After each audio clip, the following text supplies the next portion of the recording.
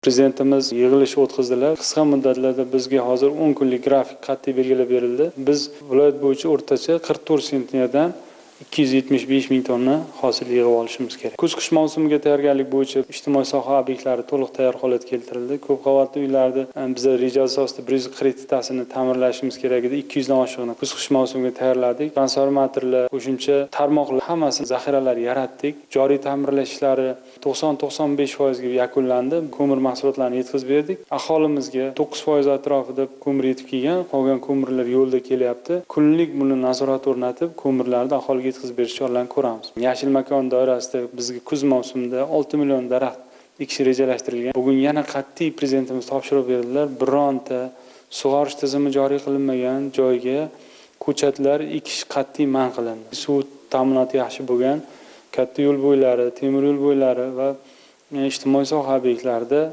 va belgilangan joylarda ekilishini to'liq tashkil qilamiz. Investitsiya bo'yicha hech qanday muammo yo'q. Biz katta marra olganmiz. 2 milliard dollar rejamiz, lekin biz qariyb 3 milliard dollar atrofida bajarish yilni yakunlash bo'yicha o'zimizga marra olganmiz. Eksport bo'yicha yillik prognozimizni biz hozirgi 9 oy yakuni bilan uddalab bo'ldik. Yil yakunigacha eksportni 150% ga yetkazishni reja qilib olganmiz. Birgina masalan hozir Surxondaryo viloyatida yetishtirilgan anorni 60 ming tonna atrofida hisob-kitob qilyapmiz. Bu $1 dan bo'lganda 60 million dollarni eksport degan. Ko'katlar, sabzavotlar, yeryong'oq, mosh va fasol yetishtirilyapti. Ularni ham eksportga hamma xaridorlar kelib turibdi.